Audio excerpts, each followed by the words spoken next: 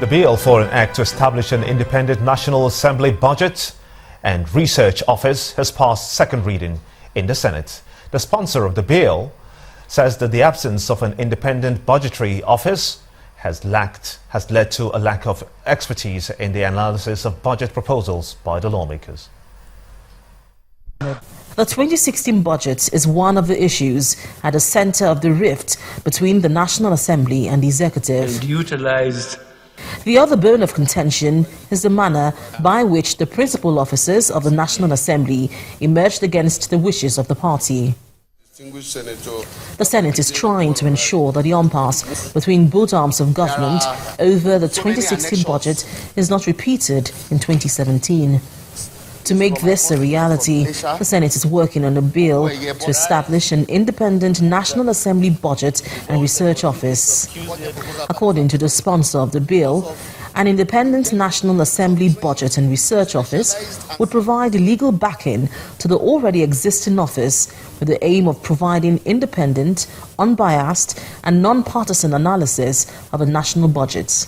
During the most recent reported cases of budget padding and inflation in the 2016 budget that was submitted by Mr. President of the Federal Republic of Nigeria to the National Assembly, it could be argued that it is now timely for this NABRO bill to be passed. It will help save costs and loopholes that are seen to be deliberately created within the annual budget as drain pipes. The passage of this bill will also positively impact on the delay that has since been occasioned since the presentation of the budget proposal by Mr. President because of indelible inputs of trained, specialized and seasoned bureaucrats and technocrats.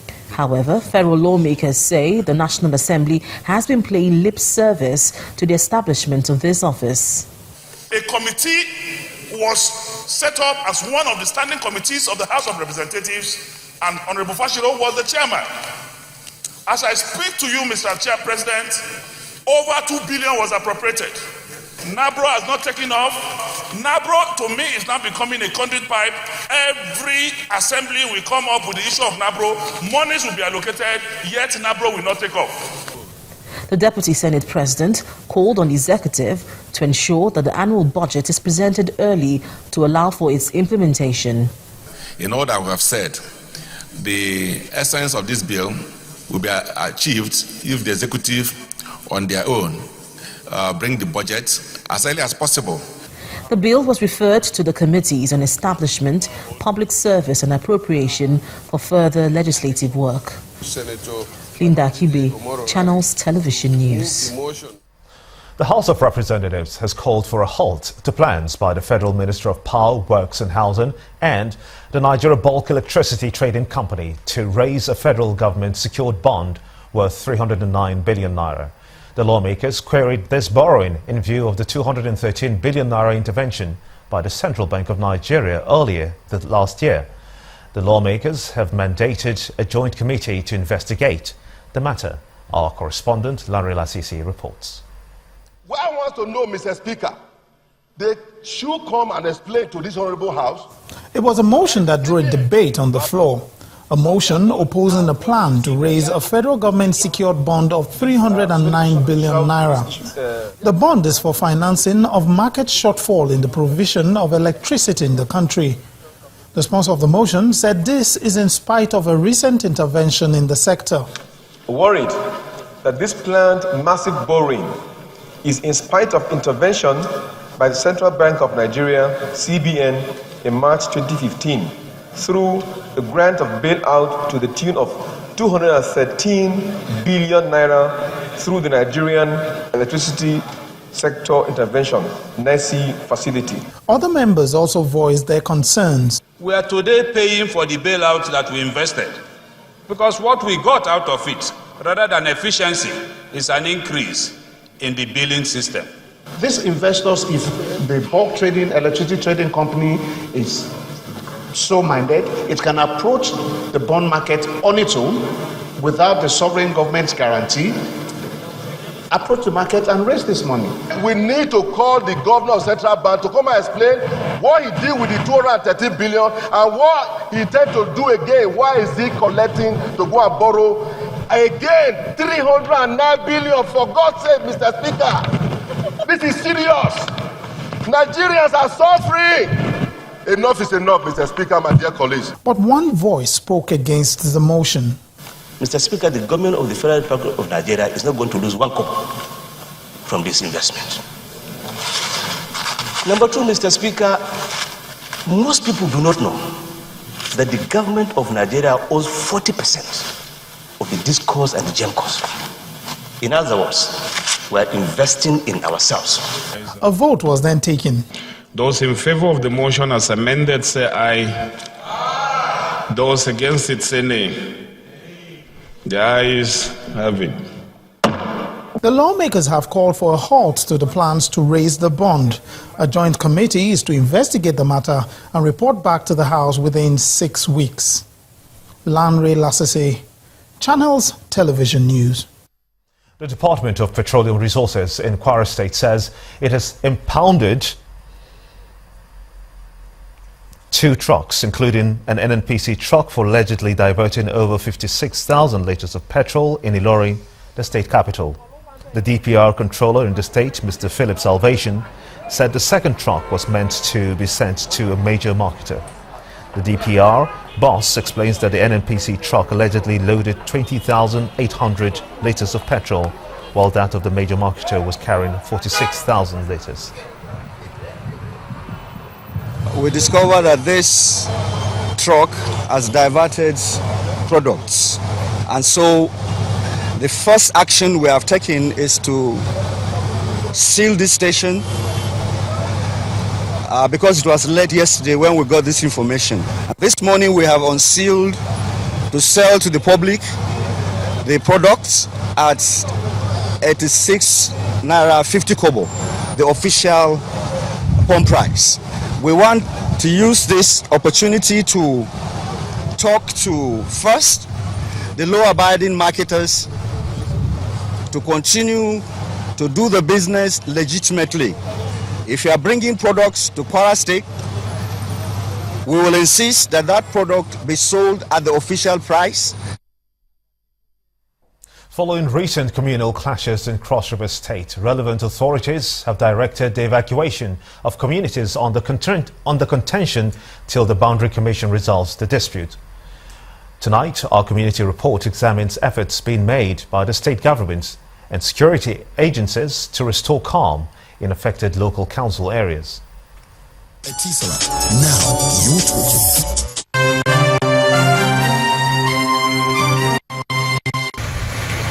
For many decades now, Onyadama in Yakor local government area and Inyema community in the Bubra local government areas of Cross River State have been at loggerheads over a disputed portion of land. This land tussle usually occurs during the planting season. This is the aftermath of the latest clash. Properties destroyed, farmlands are also affected. This caught the attention of the police. One of the warring communities came out half-clad to protest the incessant fighting.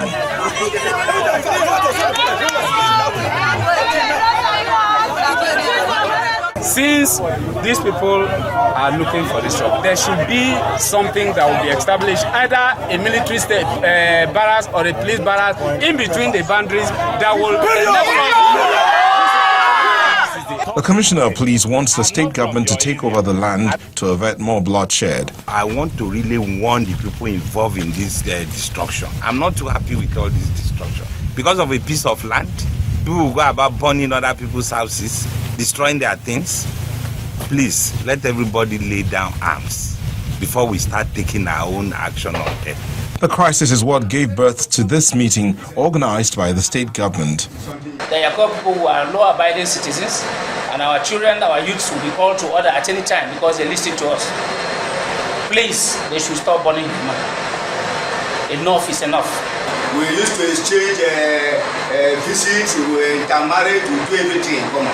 While work on the boundary demarcation goes on, the government warns both parties to stay off the land under dispute. But we want all communities to stay off this land in disputes for now until the Boundary Commission moves in there to do a proper demarcation. Yeah. This decades-old dispute has definitely been a minus to the residents of these communities. A resolution will give room for effective restoration and future development.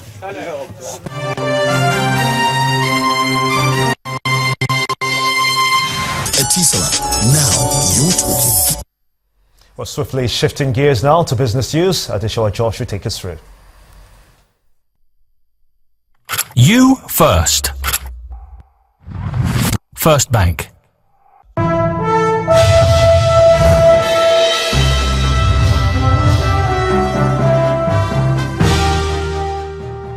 Good evening. Welcome to Business News. The World Bank has pledged to support Nigeria to deliver good governance as well as effectively support the people and the economy in the areas of infrastructure and agriculture. This pledge was made today by the Managing Director of the World Bank, Mrs. Sri Indrawati, after a meeting with President Muhammadu Buhari. The meeting focused, among other things, on low commodity pricing, climate change, insecurity, job creation, poverty eradication, and fight against corruption. Mrs. Indrawati, who is also on a working visit to Nigeria, told State House correspondents that she looks forward to Nigeria having a healthy and transparent budget that will address all the issues enumerated.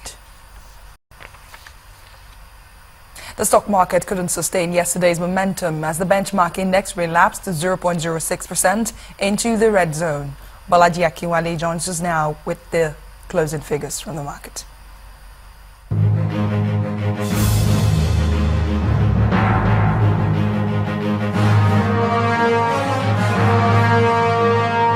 Hello and welcome to the Stock Market Report. The equities markets reversed the previous day's gains as investors took profit. The key index slipped by 0.06% to close at 24,809.29. There was an increase in the market's volume, which rose to 285 million shares valued at 1.3 billion naira. On the gainers table, FBN Holding led with 5.31%.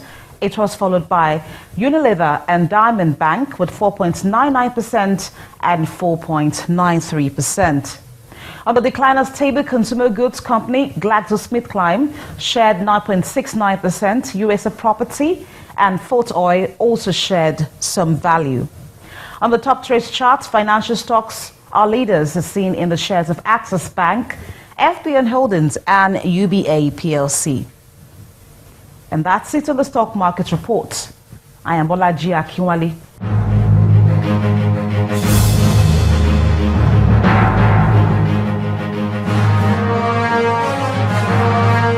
Thanks a lot, Bolaji. Let's also check out closing figures from other markets around the world.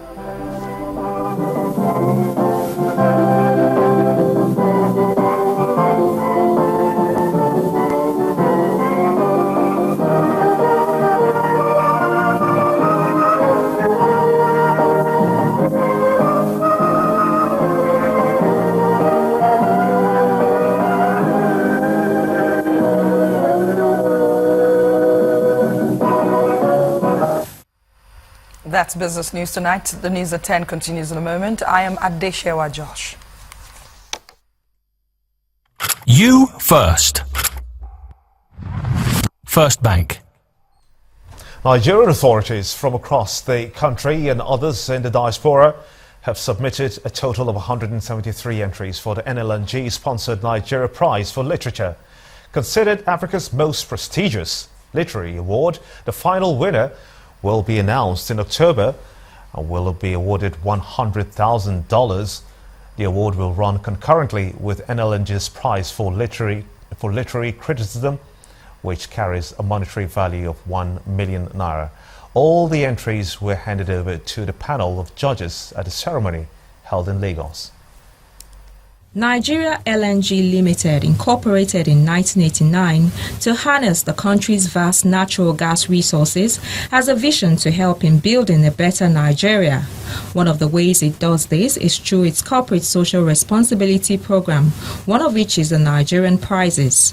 It's the Nigerian Prize for Literature that has brought together this small gathering of scholars and members of the media. The Nigerian Prize for Literature is aimed at improving the quality of writing, editing, proofreading and publishing in the country with far-reaching positive effects on print and broadcast journalism. NLNG has again put up for grabs $100,000 for the prose fiction genre. Over the last 12 years or so, we have made no mistakes at all about stating that the prize would be awarded for only one purpose or for one reason, and that reason is excellence. Excellence, by the way, is one of the core values, one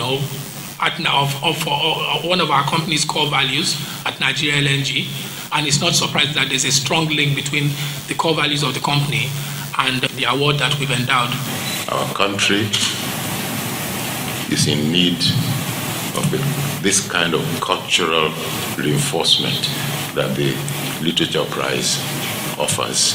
We need to be reminded that it's not only money that matters to develop a country. Following a call for entries in February this year, 173 Nigerian authors put in for the prize. At this event, the entries were handed over to the advisory board, who then handed it over to a carefully selected panel of judges led by a professor of English language at Bowen University. We are not new to excellence and integrity, and I'm happy to work with my colleagues here on ensuring that this and nothing else is what decides the eventual winner of the prize. The judges will prune the submissions, and a winner will emerge in October to coincide with the anniversary of the first shipment of LNG cargo by Nigeria LNG Limited.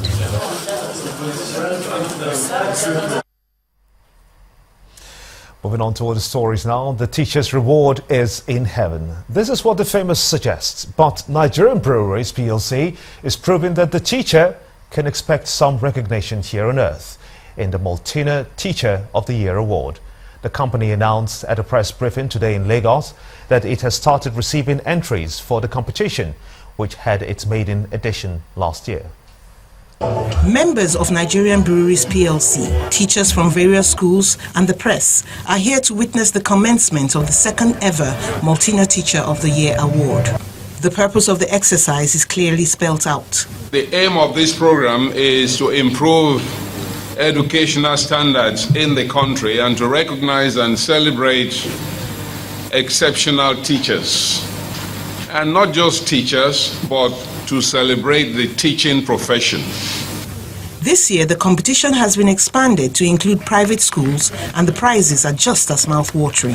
The Maltina Teacher of the Year 2016, in addition to her 500 or his 500,000 naira as state champion, will get an additional 1 million naira instantly, plus 1 million naira every year for the next 5 years, plus a development training opportunity abroad, plus a block of classrooms built at the school where he or she teaches. Nkemdili Mobi, the first recipient of the award, who says that Nigerian Breweries has been as good as their word, believes the process of selection is above board. In that form, we were asked to give the Teacher Registration Council number, we call it the TRCN. I think the idea is to professionalize this award. You cannot win an award as a teacher without being a registered teacher in the country.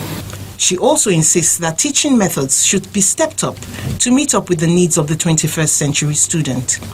You need to read more, learn more about the best teaching methodology for your students. In fact, right now, these 21st century learners, they are very difficult to understand because where we are coming from, there was no technology. Something the Nigerian Union of Teachers Deputy General Secretary agrees with. When we meet together in the whole world for a conference, we share knowledge together, we say together, and when we come back home, we impart it to the government. At some point in time, each and every one of us had passed through teachers, and there is need for us to say thank you to our teachers. And therefore, Maltina shows again care. Prospective applicants need only go to www.maltinanigeria.com, download and fill the form, then return it to the company by email or post. Still ahead on the news at 10, 2016 Olympic host Brazil receives Olympic flame as the 100-day countdown to the global event begins. Stay with us.